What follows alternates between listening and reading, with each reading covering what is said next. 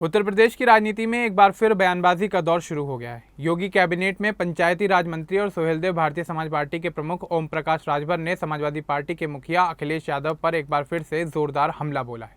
Social media पर share की गई उनकी पोस्ट ने राजनीतिक गलियारों में एक बड़ी चर्चा छेड़ दी।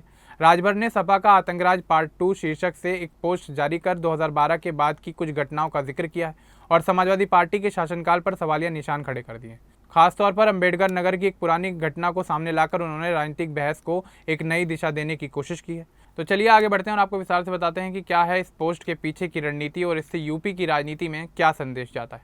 दरअसल यह मामला उत्तर प्रदेश की राजनीति में तेज होती बयानबाजी और बढ़ते राजनीतिक टकराव से जुड़ा हुआ है। सुहेलदेव भारतीय समाज पार्टी के अध्यक्ष और योगी सरकार में पंचायती राज मंत्री ओम प्रकाश राजभर ने बुधवार को समाजवादी पार्टी के प्रमुख अखिलेश यादव पर एक बार फिर से जोरदार हमला बोला।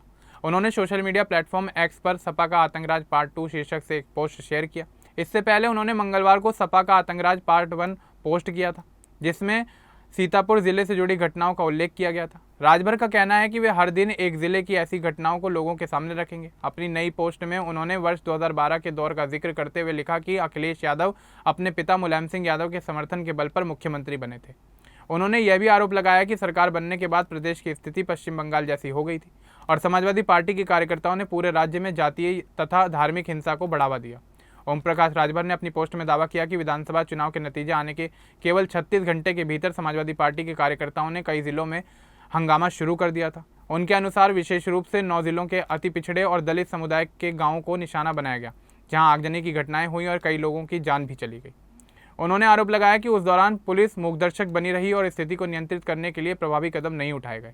राजभर ने अंबेडकर नगर जिले की घटना का भी विस्तार से उल्लेख किया। उन्होंने लिखा कि अकबरपुर विधानसभा क्षेत्र से चुनाव हार चुके बसपा के एक पूर्व मंत्री के गांव में आग लगा दी गई थी। इतना ही नहीं, उनकी राइस मिल को भी आग के हवाले कर दिया गया था। राजभर के अनुसार पूर्व मंत्री खुद विभिन्न स्थानों पर जाकर आग बुझाने की कोशिश कर रहे थे, जबकि आग की लपटें अकबरपुर कस्बे के तहसील तिराहे तक पहुंच गई थी। उन्होंने यह भी कहा कि उस समय पूर्व मंत्री के बेटे भी स्थिति के सामने असहाय नजर आ रहे थे और पुलिस यह तय नहीं कर पा रही थी कि उसे क्या कार्रवाई करनी चाहिए। अपनी पोस्ट में राजभर ने आरोप लगाया कि समाजवादी पार्टी की सत्ता में वापसी का मतलब उत्तर प्रदेश को पश्चिम बंगाल जैसी स्थिति की ओर ले जाना था। वह अंबेडकर नगर जिले में लगातार राजनीतिक रूप से सक्रिय रहे हैं और वहां आयोजित प्रेस कॉन्फ्रेंस तथा विभिन्न कार्यक्रमों में भी समाजवादी पार्टी पर जोरदार निशाना साधते रहे हैं। उनका यह कहना है कि सपा सरकार के दौरान दलितों और पिछड़े वर्गों के लोगों पर अत्याचार की घटनाएं बढ़ जाती थीं। ओम प्रकाश राजभर का यह हमला राजनीतिक रूप से इसलिए भी अहम माना जा रहा है क्योंकि उत्तर प्रदेश में अगला विधानसभा चुनाव फरवरी-मार्च 2027 में प्रस्तावित है और सभी दलों ने अभी से अपनी रणनीति पर काम शुरू कर दिया है। राज्य में दलित, पिछड़े और अति पिछड़े वर्ग का वोट बैंक चुनावी समीकरणों में महत्वपूर्ण भूमिका निभाता है, इसलिए सभी राजनीतिक दल इन वर्गों को अपने पक्ष में करने की कोशिश में जुटे हुए हैं।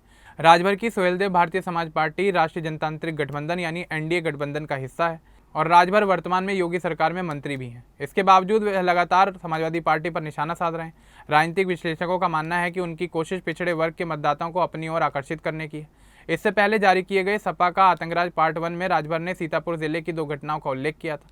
पहली घटना 8 मार्च 2012 की बताई गई, जब रेवसा क्षेत्र के बिम्बिया गाँव में दलित समुदाय के 13 घरों में आग लगा दी गई थी। राजभर ने दावा किया कि ऐसा इसलिए किया गया क्योंकि उन लोगों ने समाजवादी पार्टी को वोट नहीं दिया था। उन्होंने दूसरी घटना 21 दिसंबर 2015 की बताई, जो लहरपुर थाना क्षेत्र के पट्टी देहलिया गांव में हुई थी। उनके अनुसार वहां दलित बस्ती के 35 घरों को आग के हवाले कर दिया गया था। इस घटना में 2 मासूम बच्चों की जलकर मौत हो गई थी। राजभर ने आरोप लगाया कि उस समय गाँव का सपा समर्थित प्रधान स्वयं आगजनी की घटना में शामिल था। ओम प्रकाश राजभर का कहना है कि समाजवादी पार्टी के शासनकाल में वोट न देने वाले बहुजन समाज के लोगों को निशाना बनाया जाता था और उन्हें इसकी कीमत चुकानी पड़ती थी। उनका आरोप है कि उस समय गुंडे खुलेआम अत्याचार करते थे, जबकि प्रशासन और व्यवस्था मूकदर्शक बनी रहती थी। राजभर लगातार यह दावा कर रहे हैं कि सपा सरकार के दौरान कानून व्यवस्था की स्थिति कमजोर थी और आम लोगों को कई तरह की परेशानियों का सामना करना पड़ता था। बुधवार को शेयर की गई उनकी पोस्ट का मुख्य केंद्र अंबेडकर नगर जिला रहा। पूर्वांचल के इस जिले में दलित और पिछड़ी जातियों की बड़ी आबादी रहती है। राजभर का भी इस क्षेत्र से गहरा संबंध रहा है, इसलिए यहाँ की राजनीतिक और सामाजिक घटनाओं को लेकर उनकी सक्रियता अधिक दिखाई देती है। अपनी पोस्ट में उन्होंने सीधे अखिलेश यादव को संबोधित करते हुए कहा कि वर्ष 2012 में उन्हें अपने पिता मुलायम सिंह यादव के सहारे सत्ता मिली थी, लेकिन सरकार बनने के बाद कार्यकर्ताओं ने हिंसक घटनाओं के साथ अपनी भूमिका शुरू की। राजभर लगातार सोशल मीडिया पर पोस्ट के जरिए समाजवादी पार्टी के पुराने शासनकाल की घटनाओं को सामने ला रहे हैं। उनका कहना है कि यदि सपा दोबारा सत्ता में आती है तो प्रदेश में फिर वैसा ही माहौल देखने को मिल सकता है। उत्तर प्रदेश की राजनीति में समाजवादी पार्टी का पीडीए यानी पिछड़ा, दलित और अल्पसंख्यक समीकरण एक प्रमुख राजनीतिक रणनीति माना जाता है।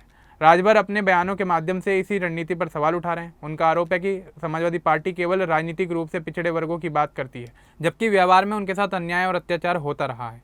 राजनीतिक विश्लेषकों के अनुसार एनडीए की ओर से ओम प्रकाश राजभर पिछड़े और अति पिछड़े वर्ग के वोट बैंक में अपनी पकड़ मजबूत करने की कोशिश कर रहे हैं। वह विशेष रूप से अति पिछड़े समुदाय के मुद्दों को प्रमुखता से उठाते रहे हैं और अपने बयानों में भी इस वर्ग का लगातार उल्लेख करते हैं। ताज़ा जानकारी के अनुसार राजभर का यह अभियान लगातार जारी है। वह एक एक जिले से जुड़ी पुरानी घटनाओं को सामने ला रहे हैं। उनके इन आरोपों और पोस्टों के कारण समाजवादी पार्टी को भी प्रतिक्रिया देने के लिए मजबूर होना पड़ रहा है। हालांकि अखिलेश यादव की ओर से अभी तक इस मुद्दे पर कोई सीधा जवाब सामने नहीं आया, लेकिन समाजवादी पार्टी के कई नेता राजभर के बयानों को पुरानी राजनीति का हिस्सा बता रहे हैं। पूरा विवाद मुख्य रूप से वर्ष 2012 के समाजवादी पार्टी शासनकाल की आलोचना पर आधारित है। माना जा रहा है कि राजभर का मुख्य लक्ष्य वर्ष 2027 के विधानसभा चुनाव है। इसके साथ ही वो अपनी पार्टी को और भी मजबूत करने तथा एनडीए के भीतर अपनी राजनीतिक भूमिका और प्रभाव को बढ़ाने का भी प्रयास कर रहे हैं। अंबेडकर नगर से जुड़ी घटना का उल्लेख करते हुए राजभर ने बसपा के एक पूर्व मंत्री का नाम लिया और आरोप लगाया कि उनकी राइस मिल को समाजवादी पार्टी के कार्यकर्ताओं ने आग के हवाले कर दिया था। उन्होंने उस समय पुलिस की भूमिका पर भी सवाल उठाया और प्रशासन की निष्क्रियता को मुद्दा बनाया। अपने संदेशों में राजभर लगातार यह बताने की कोशिश कर रहे हैं कि समाजवादी पार्टी की सरकार का मतलब हिंसा और अत्याचार का माहौल था। इसी संदर्भ में उन्होंने पश्चिम बंगाल का उदाहरण भी दिया, जहां जातीय और धार्मिक तनाव को लेकर अक्सर राजनीतिक बहस होती रही है। यह पूरा अभियान फिलहाल सोशल मीडिया प्लेटफॉर्म एक्स पर चलाया जा रहा है, जहां उनकी पोस्ट तेजी से वायरल हो रही है। बड़ी संख्या में लोग उन पोस्टों पर अपनी प्रतिक्रिया दे रहे हैं, जबकि कुछ इसे आगामी चुनावों को ध्यान में रखकर बनाई गई राजनीतिक रणनीति बता रहे हैं। मंत्री पद पर होने के कारण राजभर के बयान सरकार और एनडीए की व्यापक राजनीतिक रणनीति से जोड़कर भी देखे जा रहे हैं। माना जा रहा है कि विपक्ष को उसके पुराने शासनकाल की घटनाओं की याद दिलाना इस रणनीति का हिस्सा है।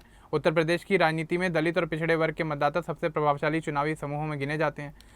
लगभग सभी प्रमुख राजनीतिक दल इन वर्गों को अपने पक्ष में करने का प्रयास कर रहे हैं। राजभर विशेष रूप से अति पिछड़े वर्ग को अपनी मुख्य राजनीतिक ताकत मानते हैं और अपने अभियान में इसी समुदाय पर अधिक ध्यान केंद्रित कर रहे हैं। उनकी पोस्टों में भावनात्मक भाषा का इस्तेमाल देखने को मिलता है। कई बार उन्होंने ऐसे शब्दों का उपयोग किया है जिनका उद्देश्य लोगों की भावनाओं को प्रभावित करना माना जा रहा है। उदाहरण के तौर पर उन्होंने दलित समाज की पीड़ा और भय का उल्लेख करते हुए भावनात्मक अपील करने की कोशिश की। हालांकि विधानसभा चुनाव में अभी काफ़ी समय बाकी है, लेकिन राजनीतिक तैयारियां तेज हो चुकी हैं। ऐसे संकेत मिल रहे हैं कि राजभर आने वाले महीनों में भी इसी तरह एक एक जिले की घटना को लेकर अपनी मुहिम जारी रख सकते हैं। इस पूरे घटनाक्रम ने उत्तर प्रदेश की राजनीति में हलचल बढ़ा दी है और अब लोगों की नज़र इस बात पर टिकी हुई है कि समाजवादी पार्टी इसका क्या जवाब देती है तथा अन्य राजनीतिक दल और नेता इस मुद्दे पर अपना क्या रुख अपनाते हैं।